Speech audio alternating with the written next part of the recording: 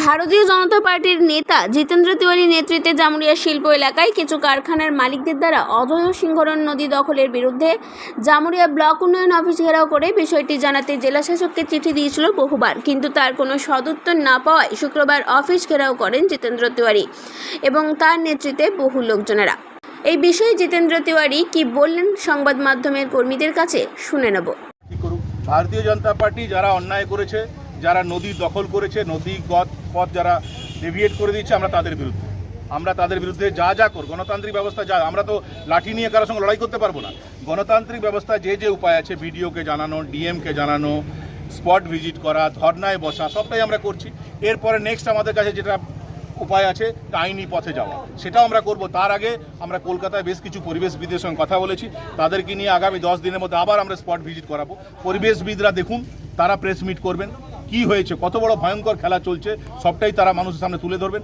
তারপরে যদি কোনো সুরা না হয়, তাহলে আগামী দিনে আমরা গ্রিন ট্রাইব্যুনালের বিরুদ্ধে ব্যবস্থা নেব।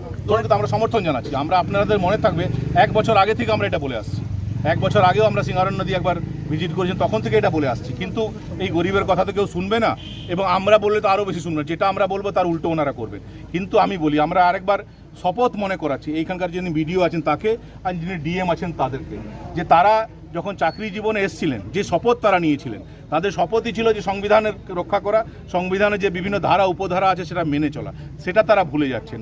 তারা তৃণমূল কংগ্রেসের নেতারা কি বলছে, বা বড় বড় অসাধু শিল্প আসুক, আমাদের আপত্তি নেই, হাজার হাজার ছেলেদের চাকরি হোক, আমাদের আপত্তি নেই। কিন্তু শিল্প তৈরি করতে গেলে যে গাইডলাইন, সেটা তো মেনে চলতে হবে।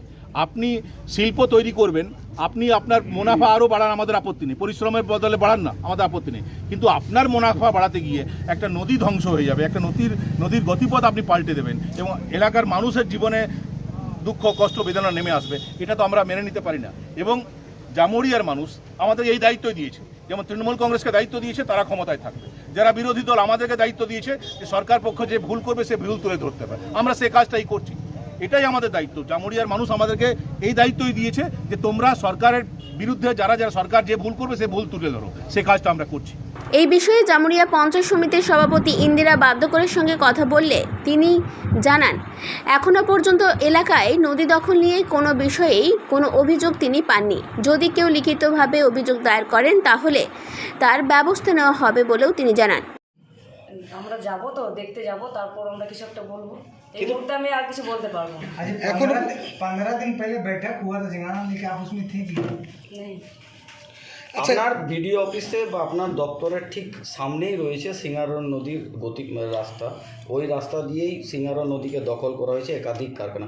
আপনার কি নজরে পড়েনি এতদিন দপ্তর আসা? না, আমি বিএলও স্যারকে বলেছি, বিএলও স্যার বলেছিলাম ইনকোয়ারি করে আসবো। তারপর আমি আরেকবার বিএলও স্যারকে বলে দেবো যে এটা একবার দেখে আসবেন। আমার ভূমি কর্মদক্ষ আছে, ওনাকেও আমি ডাকবো। বেশ কয়েকটা কলকারখানা এখানে নদীকে ঘিরে নিজেদের কারখানা গড়ে তুলেছে, তো সেগুলো নিয়ে আপনারা কিছু ব্যবস্থা গ্রহণ করেছেন বা কি পদক্ষেপ থাকতে ওটা পারে? বিডিও স্যার বলতে পারবে। হ্যাঁ, কি পদক্ষেপ হবে? আপনার তো কিছু পদক্ষেপ থাকবে। আমি এই মুহূর্তে কিছু বলতে পারবো না।